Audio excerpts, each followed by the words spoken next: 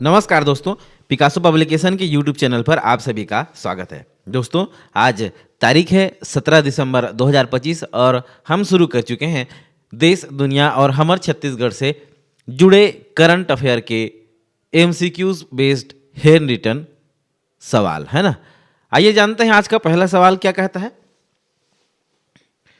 केंद्रीय मंत्रिमंडल द्वारा हाल ही में मंजूर किए गए बीमा कानून संशोधन विधेयक में जो है बीमा क्षेत्र में प्रत्यक्ष निवेश एफडीआई की सीमा को बढ़ाकर कितना करने का प्रस्ताव है।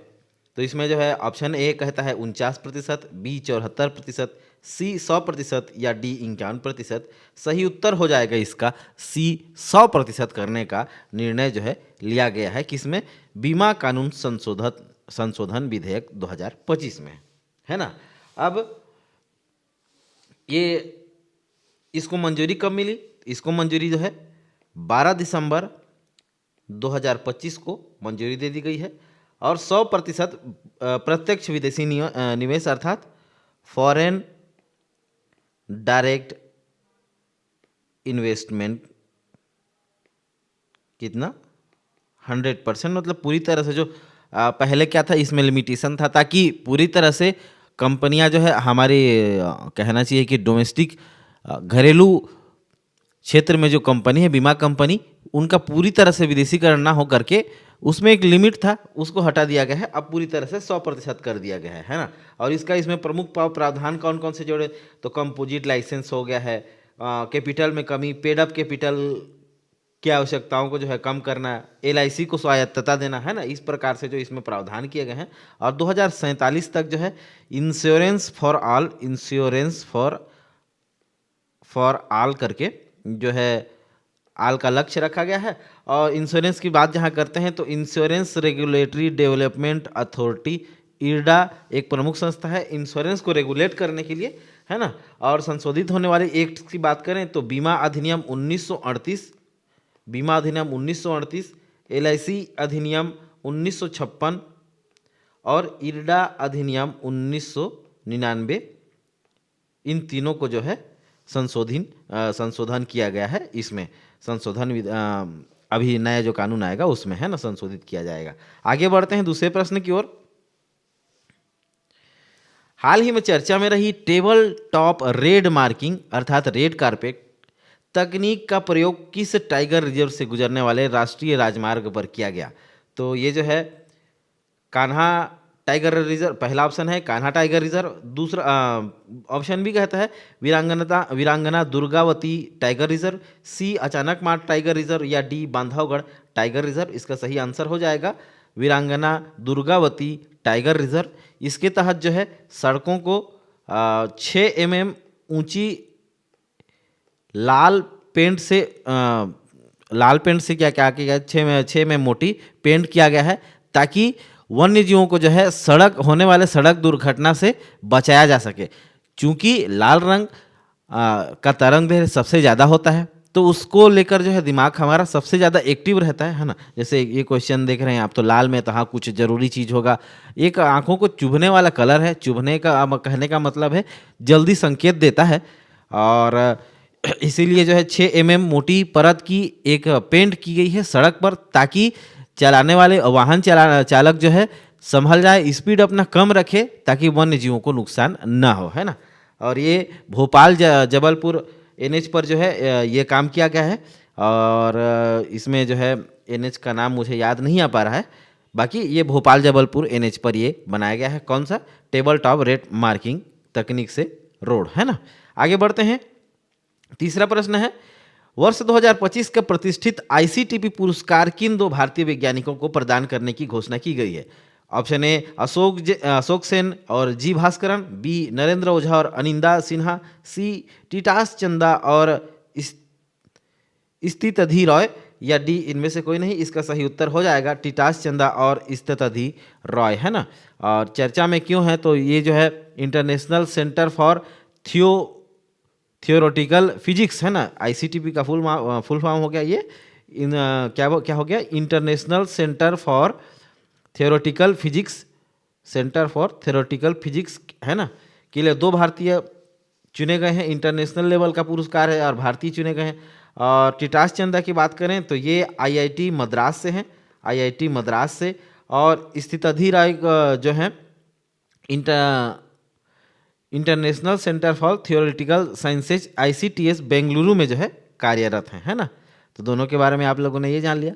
और पुरस्कार का क्यों मिला, तो ये जो पुरस्कार हैं उन्हें क्वांटम मेनी बॉडी सिस्टम के सिद्धांत में उनके असाधारण और मौलिकता योगदान के लिए, मौलिक योगदान के लिए जो है दिया गया है ना। आगे बढ़ते हैं चौथे प्रश्न की ओर। हाल ही में लोकसभा में पेश किए गए शांति विधेयक 2025 का मुख्य उद्देश्य क्या है? ऑप्शन ए परमाणु ऊर्जा और क्षमता 2030 तक दोगुना करना। ऑप्शन बी परमाणु ऊर्जा उत्पादन में निजी क्षेत्र की भागीदारी को अनुमति। ऑप्शन सी रक्षा उपकरणों में 100% विदेशी निवेश, वही एफडीआई। या डी इनमें से कोई नहीं। सही आंसर हो जाएगा परमाणु ऊर्जा उत्पादन में निजी क्षेत्र की भागीदारी को जो है अनुमति देना शांति विधेयक 2025 का जो है उद्देश्य है ना। और शांति का फुल फॉर्म क्या है यहाँ पे, तो sustainable harnessing and advancement of nuclear energy for transforming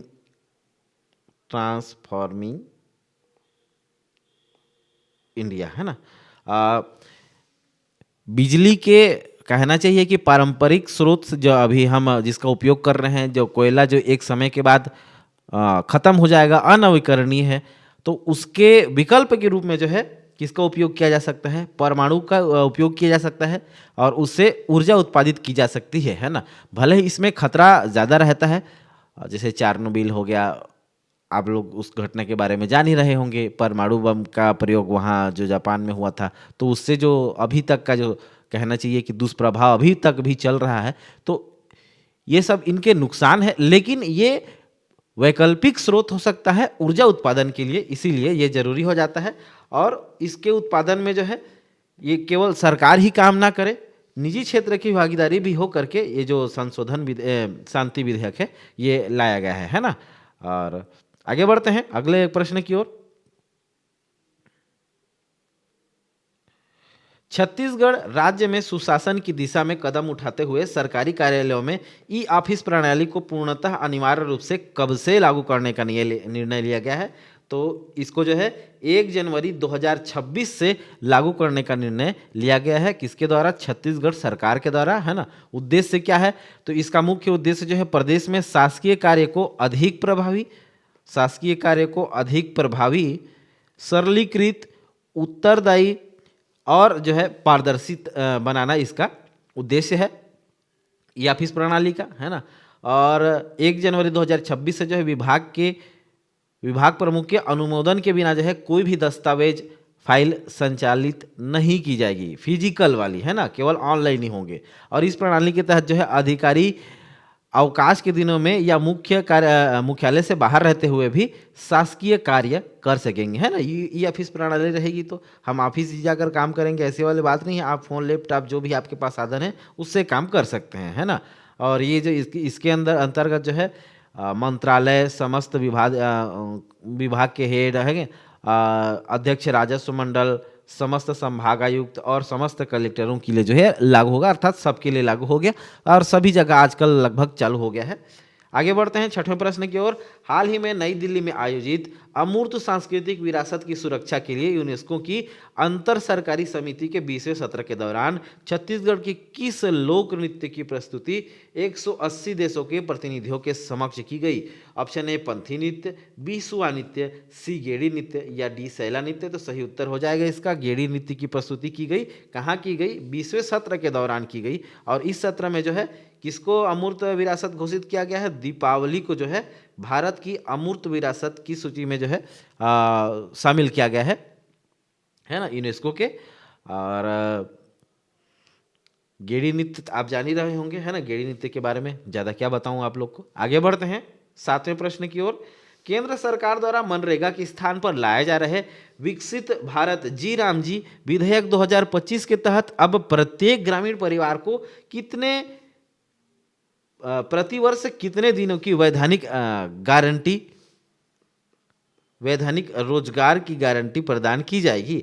तो ऑप्शन ए 100 दिन, बी 125 दिन, सी 150 दिन या डी 200 दिन। तो इसका सही उत्तर हो जाएगा 125 दिन किया गया है ना। 125 दिन का रोजगार देने की गारंटी दी गई है और 125 दिन के रोजगार ना होने पर जो है बेरोजगारी भत्ता दी जाएगी आपको, है ना।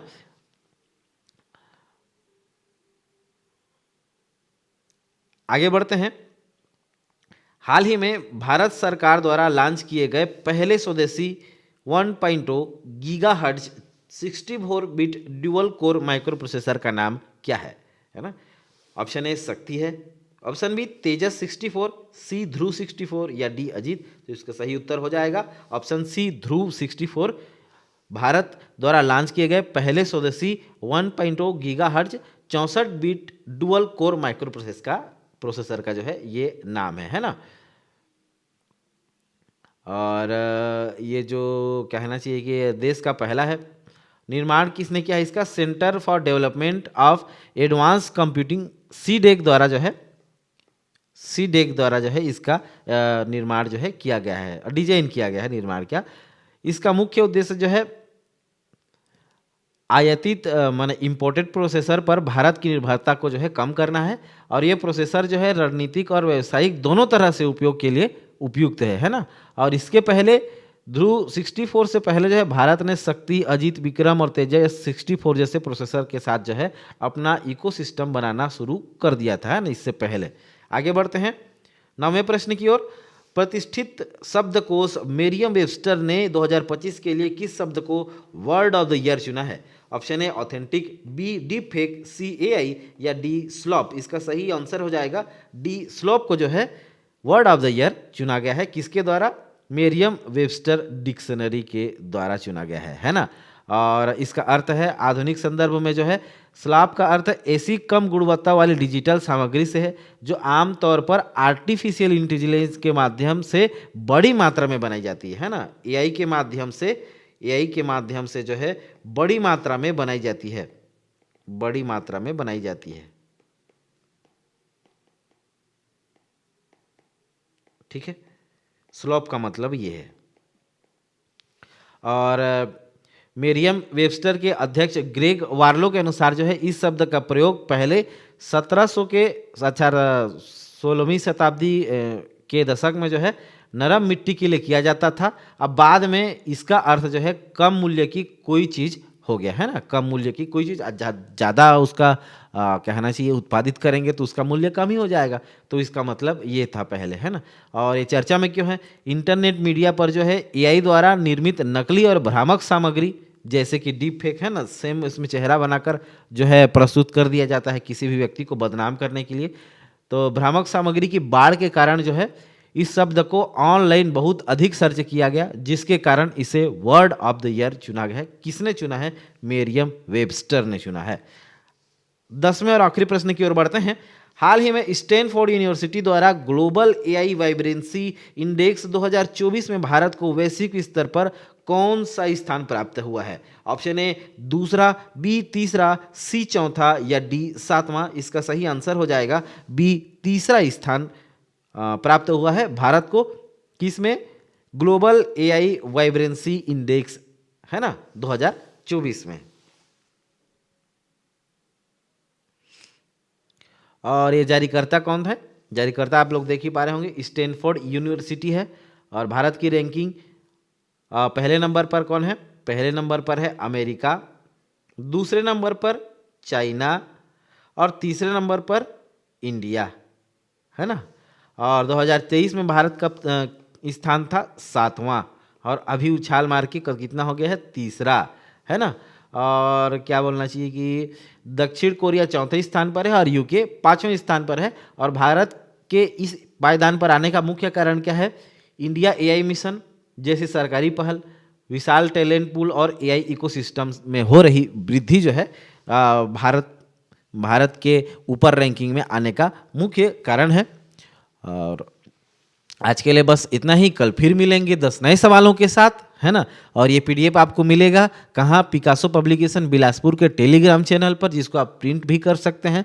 और इसी वीडियो का शॉर्ट फॉर्म में वीडियो आपको कहाँ मिलेगा? पिकासो जीएस रिसर्च में, है ना।